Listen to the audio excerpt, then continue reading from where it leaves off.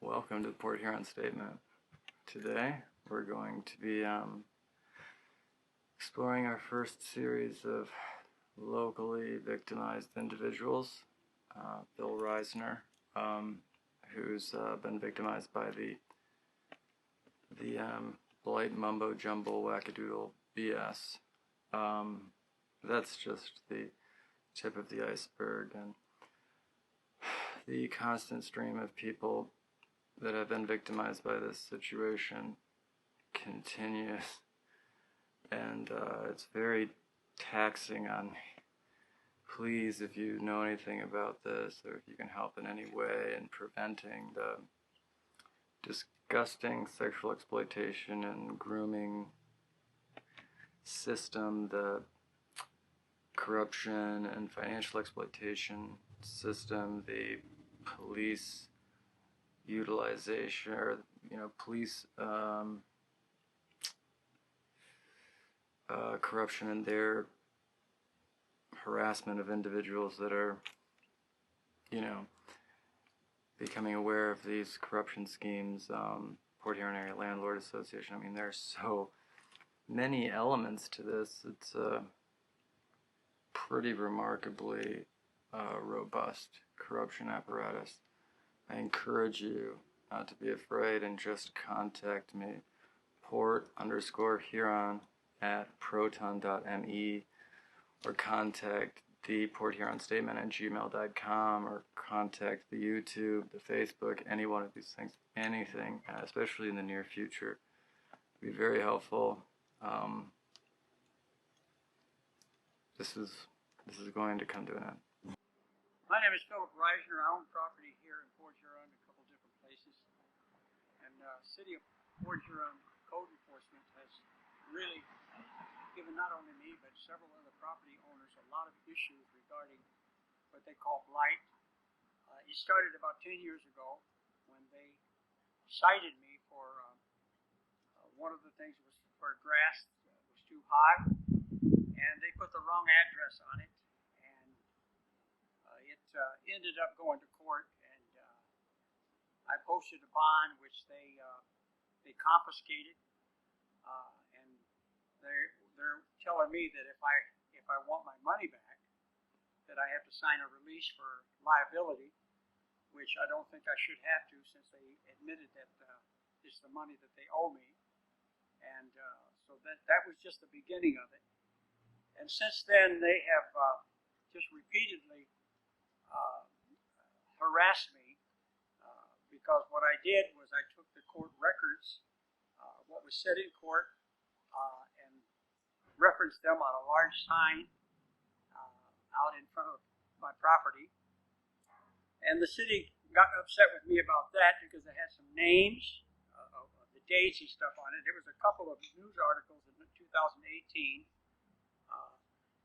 and what they did was they actually came and removed the signage that was on my property, and they claimed that I didn't own it. They claimed that it was city-owned property, and it really spiraled into some real issues regarding their opinion. And when I called the police on them concerning my property, of course the police they took their word for it that it was city property,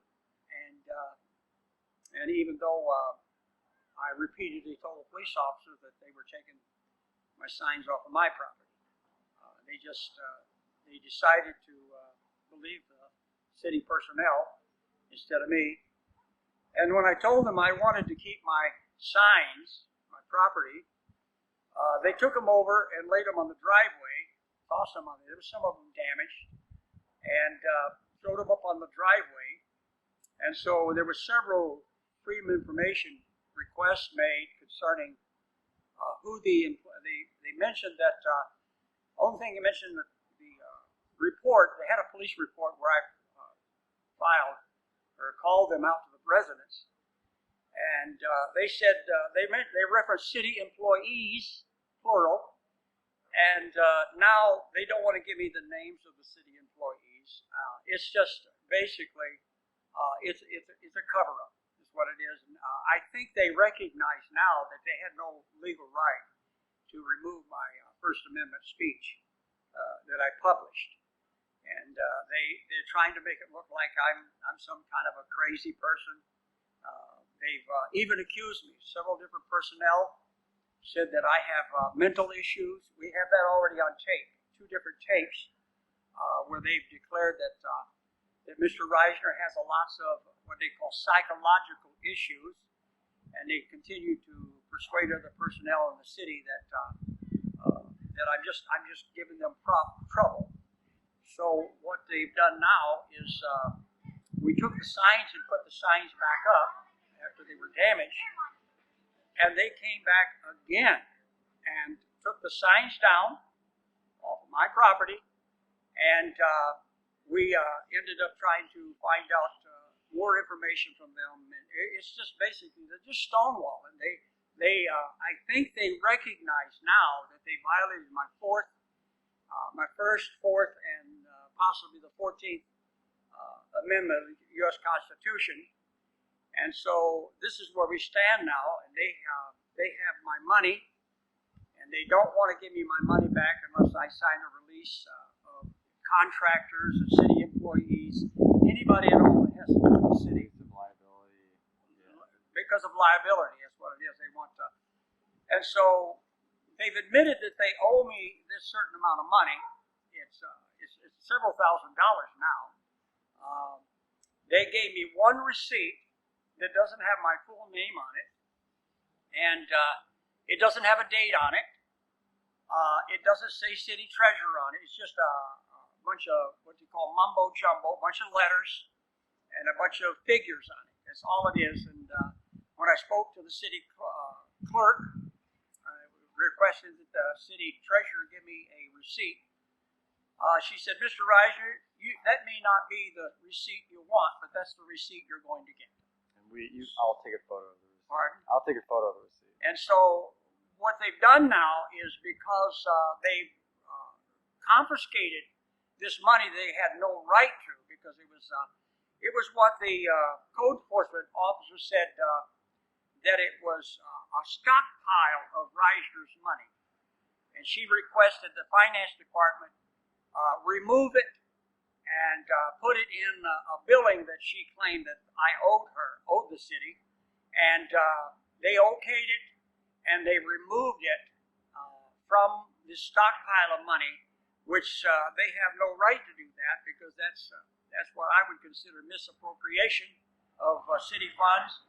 And if they admitted that they owed it back to me, they'd have no right to confiscate the money. And so it's become a very difficult situation for them to kind of work their way out of this without admitting. They've already offered to give me a sizable amount of money, of just my money back. That's all, just my money back. If I sign a release saying that I'll hold them harmless. And of course, that really doesn't make a lot of sense, because if they owe me the money, why don't they just give me my money? I'll give them a receipt for the money they give me, since they said that I don't owe it.